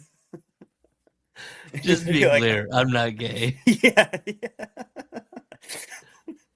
What's this bit? I'm gay? I don't know. I thought it would be funny. It's like, isn't that hilarious? You almost made me I'm snort. not gay. I'm That's why it's gay. so funny. Me, such an obviously straight guy. I'm not really. You did the David Foster Wallace thing. And you walked around and went, hey guys, am I gay? And they were like, Oh. yeah, okay, sure. It's like, oh wait, hold on. How is that a David Foster Wallace thing? I'm just saying he's straight. I think he's straight. But if he went around and he was like, I'm gay, guys, and people are like, okay, sure. Okay. And then he went around and went, oh wait, hold on, guys. I'm not gay. Was he gay? I don't know why what one has to do with the other. What do you mean? It's a weird point to make. He just struck me as the first gay author that is straight. He's not gay. I know he's not gay. Oh, That's okay. Trevor. Oh, okay, sure. Yeah, he's not gay. He has to He go fucked around a and be lot. like, That look, was I'm like not a gay. mark against him is that he fucks. No. too much. I'm not saying he's a mark. No. I'm saying he could do Yeah. the Trevor bit where he's like, I'm gay. It's And like- people are like, okay, you're Like, gay. yeah, like to one of my classmates who it's like, oh, I think this guy's an idiot. I'm gonna pull a prank on him by saying, hey, I'm gay. Sure. and then he goes around and tells the rest of the class, and then people are coming up to me being like, dude, you're gay? Like, what? My No. pranks were so mean. I don't even speak about my pranks on this podcast because they're so mean. I legitimately I don't repeat anything I've ever done in my life on this podcast because I don't want people to hate me. I've said before, I bullied. I know, but I did things that were so Oh, mean are that we- it's just awful. I think I've are we told doing the Trevor in drama right now? privacy. Huh? Are we doing the drama right now? The drama. The scene No, where- nothing like that. Just things that were just. I legitimately have done things that like our OG Colin would be like, I'm never listening again. I don't like this person. Well, yeah, stuff that goes with you to the grave. Well, no, I tell people in private, but then it's Oh. just like I don't. You don't want it out there on a podcast? Yeah, I don't want it on their podcast. I mean, literally one day said you're on this gonna run for podcast, I office, think I should yeah. say something, and then I was like, I'm not going to say it. I'll just I'll say tell- I made an apology to someone as an adult. I'll tell Oh, I've Larry. gotten those Facebook I will messages. unload on Larry in Chicago. I'll just be like, "Here's all the shitty things I've done to people," and then Well- Larry will be like, "Oh fuck." Well, this is one of the greatest, my personal favorite, best show call is where someone calls in during bowling alley confessions and he's like, I have a prank that I did when I was younger. It was like a cute little prank, and I'm gonna tell you about it. He was like, okay. And then he tells him, yeah, we took these mattresses that they threw out at the mattress store, and we went around to Motel 8s in our town and we threw mattresses in the pool. And then Tom just like completely rakes him over the coals. He's like, "Okay, where's the funny part? Where's the cute part? You thought this was cute? You threw now some janitorial worker is has to fish out this 400-pound waterlogged mattress, or else he gets fired."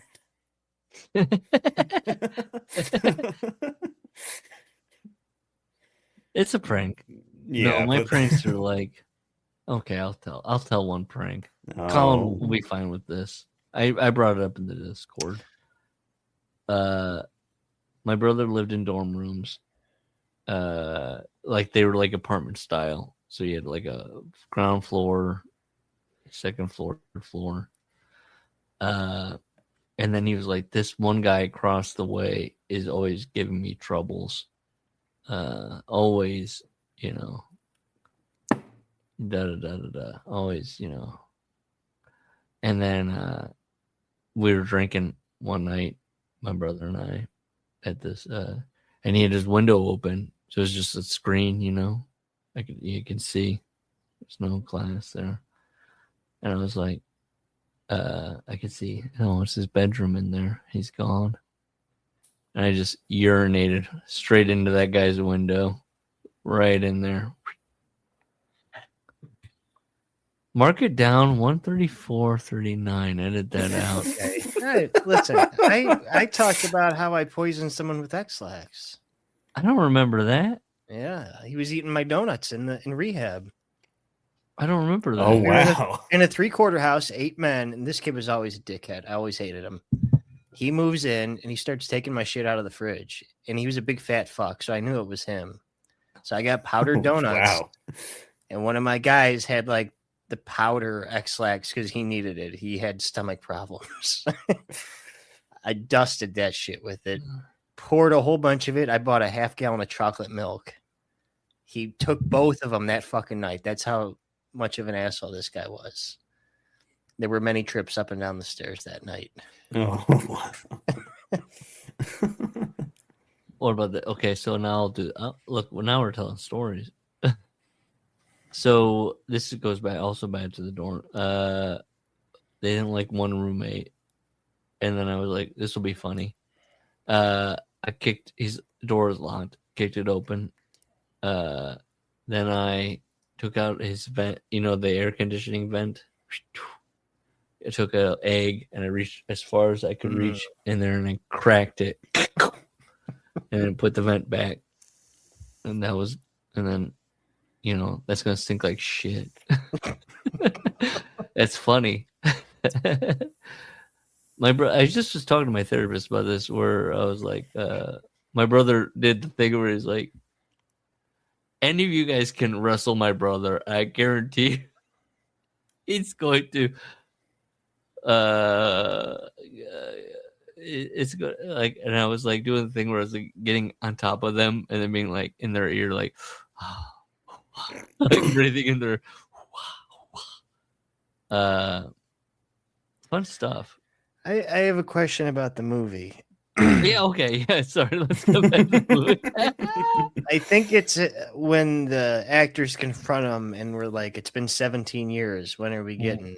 And one of them says it's getting bad out there. And then later we see like tanks going through the street and an old man who's naked being walked around by a dog collar. Yes. That is absolutely a subplot of the movie of like the world is going like insane outside of his like little world. Is that like I took that as like a thing of like as you get older, you think the world is getting more and more insane. You know, you have your little own world, but outside you think it's getting crazier and crazier. I thought it was But meta there- commentary about the Bush administration.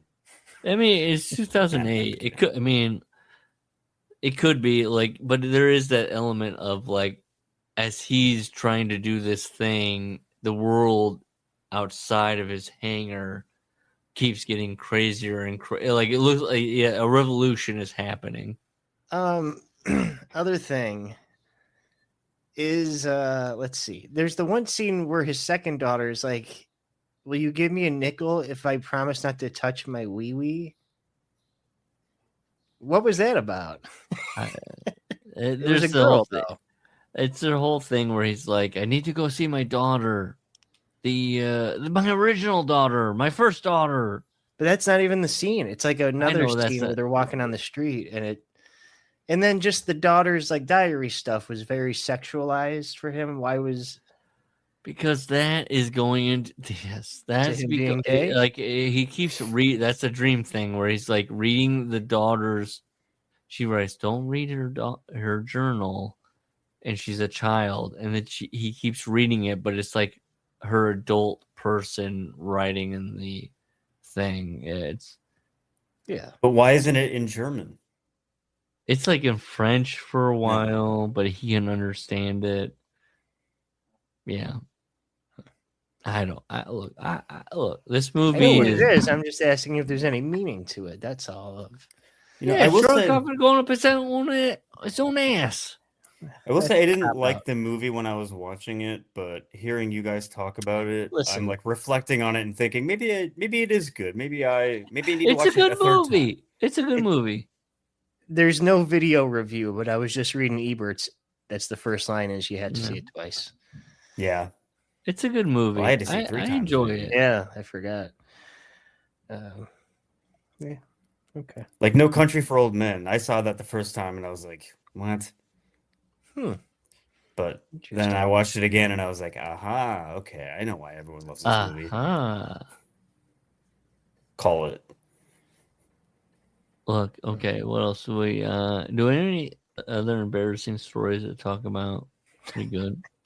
When I I'm was embarrassed about pissing in that guy's window on a whim. well, yeah, it was a horrible thing to do. I mean, his bed is that's soaked in piss. That's awful, dude. What the hell? No, I'm kidding. You like it? You're into it? No, I'm just saying, like, what if right now I did the thing where I'm like, are you kidding me? What? And I just got very mad at you. Yeah. I mean, You need to call this guy and apologize. There's an older couple I'm friends with. Yeah.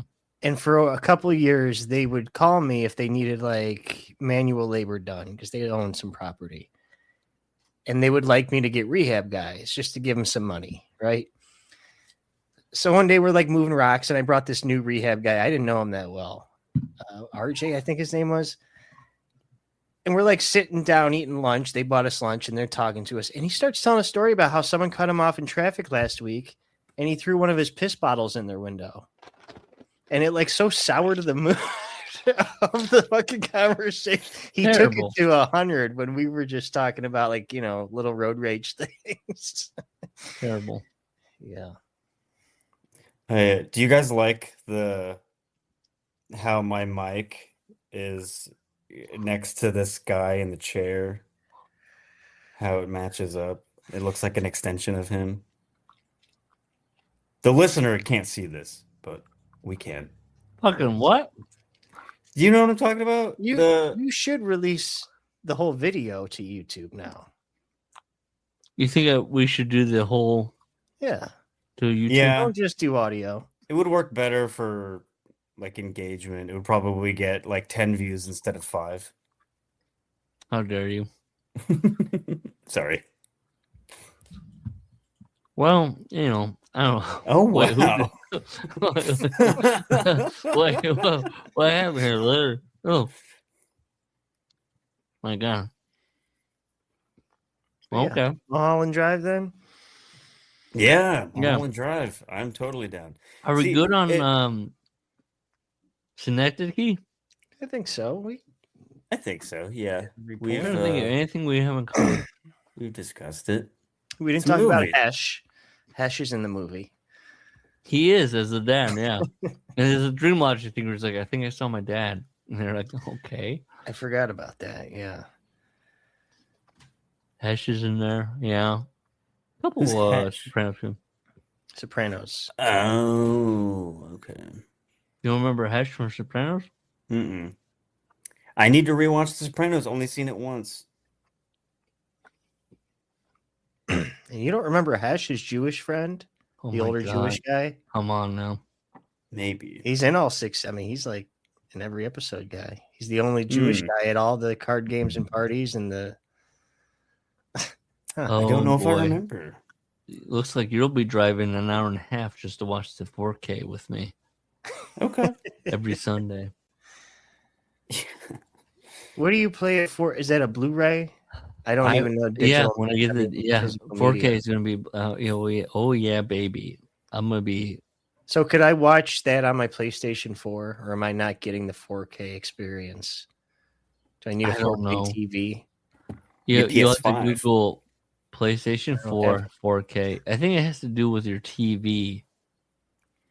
Yeah, I think a lot of the stuff is dependent on the TV that you have, and then it's like, oh, I technically have a 4K TV, but it's not 120 hertz, or the refresh rate doesn't technically line up for whatever the top end device that I have that's plugged into it. 1080 looks fine. There you go. I know exactly. That's what I'm saying. That's what you're Stop. saying. No your need porn is for a in PS6. 480. This console generation we're tapped out. It's over. Yeah. Just keep making PS5 games. Absolutely. Okay. Anybody want to say something weird before we go? Have you ever been to the Children. Critical Drinkers subreddit? Me? Yeah. You think me? You think I've done that? Well, I started following it recently, and it's very much just You see it's me? for chuds to be like aggrieved about how woke everything is now. Like they complain Oh. about the Supergirl actress, the actress thought you were from the Last of Us show, Elliot Page, and some other fourth actress who I'm forgetting. But it's like Zendaya. They're like, this is who Hollywood's pushing on us. It's like Elliot I thought Page you were doesn't trying do to say, anything like- anymore. Okay. And Millie Alcock, it's Nerd. like, okay. I just had a guy today, but he's like, I don't know about Millie, what's her name? Millie Alcock. Alcock. I was like, well, what's wrong? She said, I don't know. She's a good actress. And I was like, okay, interesting. Okay. I took It's it in. also like the obsession with like superhero box office stuff. And then it's good, a lot of crossover with like the Snyder people. And but I'm just fascinated watching like Supergirl's coming out, and it's like, oh, dude, the Schadenfreude of this movie, it's gonna totally bomb, and it's gonna validate Well, us. Larry like- and I are going to Supergirl on Friday. Really? Are Yeah, you? together. We're going to go see a movie together. Me and Larry. I'm not interested. Well, it is what it is. What else? Ooh, did you see the poster for Digger? Of course I did. Put in the I'm Discord. excited for this movie. I can't wait. Larry's moving like his microphone. I was like, well, all right, guys. Here it is. Are we picking up in Des Moines? You want to take a Friday off? I'm not going to Las Vegas anymore, so you could. Larry, do you want to meet Trevor as well? You want us to pick you up for a weekend in Chicago? I only got a king bed because I was planning on me, my wife, and my daughter, who already sleeps in her. Are you going to request the cot for me? Well, you can sleep on the sofa. There's a sofa in there. Is there a cuck sofa? Yeah, there's a cuck sofa for you. Okay. There. Do you want to sleep in that? Sure. I'll pitch it to my wife. Like, do you want to pick up Trevor and go to Chicago and meet Larry? Yeah. I won't. How long are you going to be there? Till Sunday. Till Sunday? Okay. Yeah, well, we're leaving Sunday. Because I had told my boss said, like I'm yeah, taking yeah. off Friday and Monday because I'm Yeah. going to be going to Las Vegas. But then I waited too long to get tickets, thinking like, oh, maybe I can get like a last minute cheap ticket or something. But it's like the prices keep going up, and then just the prospect of going to Las Vegas for this national yo-yo contest has become less and less appealing to me as time goes on. Your But sponsor can't pay for it. I don't know. That's I what think he would know. could actually. Yeah, what But the fuck? but also I was sick for 3 days like 2 weeks ago, so it's like COVID. maybe it was a hantavirus. So it's like I Ouchie. lost out on Ouchie gave money me the from ouchie. I lost out on money for missing work, and then I don't Like have that much I PTO like all these for backgrounds. Larry, Yeah. do you have these loaded? Like loaded up? These are They- I like great. these. AI. It fits with the theme of the podcast because it's about That's movies. what I'm doing. Yeah.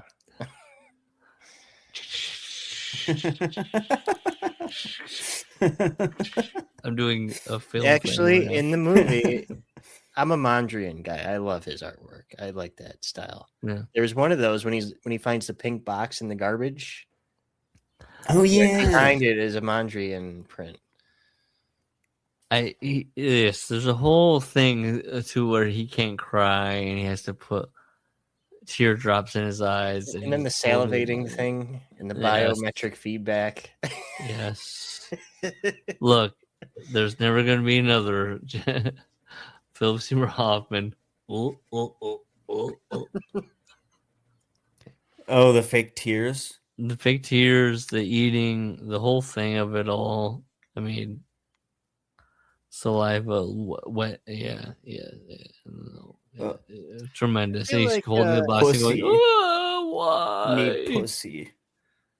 Yes. Yeah, I love I that. feel like Hazel, is her whole beef with him just that he couldn't perform? In bed? Yeah. Well, he refuses the first time. Yeah. That's the whole thing. Women get offended by that. Trevor, speak on it. Seems harsh to hold a beef over that. A lifelong beef. Trevor, speak on not wanting to perform. Speak on it. Oh, well, like if you turn a woman down for sex, that's like I did that one time, and she was like, "This has never happened to me. What are you talking about?" It's like, "I'm sorry." I've never been turned down. Maybe by I'm gay. yo-yoer. You said maybe I'm gay. Yeah. Maybe I'm a gay yo-yoer. You know what? I think one of the gay yo-yoers lives in Chicago. Now that I think Oh of it. shit! So we He's gotta a bear. bring you. Oh shit! Yeah. Larry, you, me, we meet this bear. Okay. We think Okay. we drink some Malort with him. I'm yeah, I won't. No I'm comment. sober. All right, later. Sorry. Oh yeah, that's right. Ooh, You what's- two are sober. I'm sorry, I forgot. I apologize. What? I forgot you guys are sober. I said, "Oh, I'm we'll not. drink Malort with him." No, I mean, I don't drink. But I'm Yeah, California. yeah. Oh, yeah. Oh, Oh, yeah.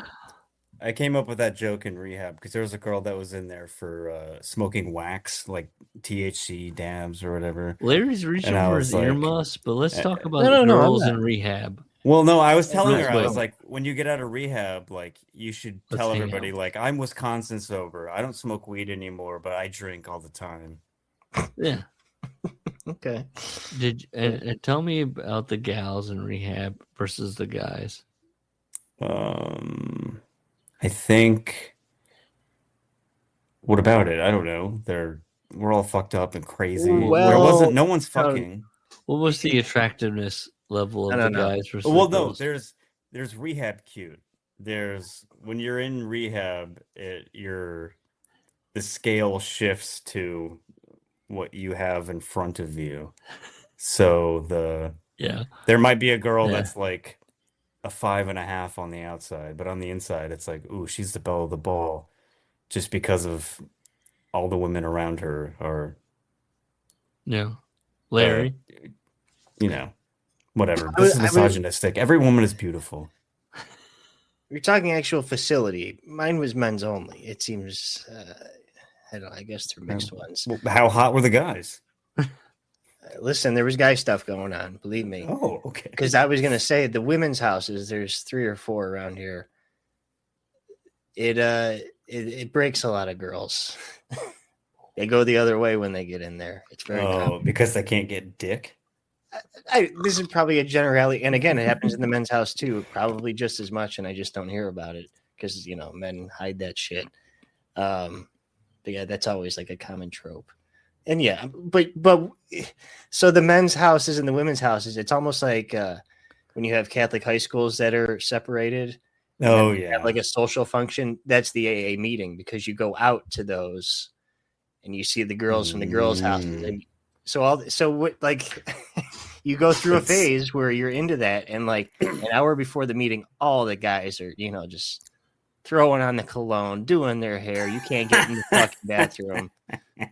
Oh, I love that. It's like at camp when you in the middle of the night you canoe across the lake to the girls' cabin. Yeah. Sounds great. Sounds Well, you great. gotta You should go to rehab, Wilson. Other than crack, which seems to make you want to fuck, every other drug, when you're in it, you're not thinking about the other sex at all. Yeah. So when you're off of it, it's like, oh yeah, women exist. And you got nothing else to do because you can't get high anymore. Yeah, that's the thing. The drugs or alcohol or whatever, that vice is gone. You're going to a place to stamp that out. But then what you do have is like, yeah, you're sobering up and you're like, oh, I'm like horny now. And now, especially, I'm at this place where I'm not allowed to do it. You want to? It's like, this is my last story that I'm signing off.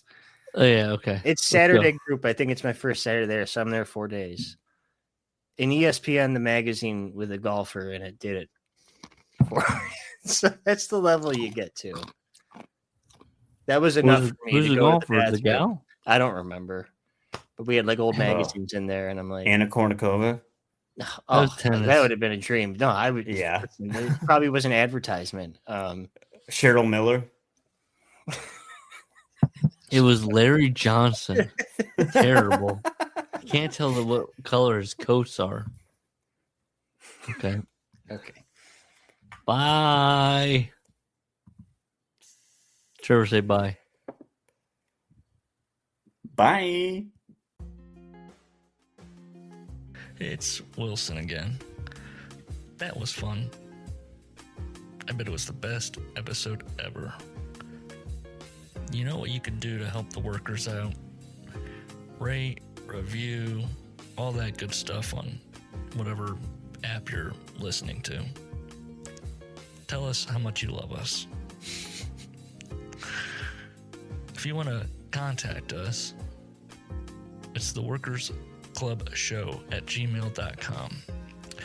We got a YouTube, The Workers Club Podcast, a Blue Sky, theworkersclub.org, and we have a Discord where the invite link is left in various places. I'm sure you can find it.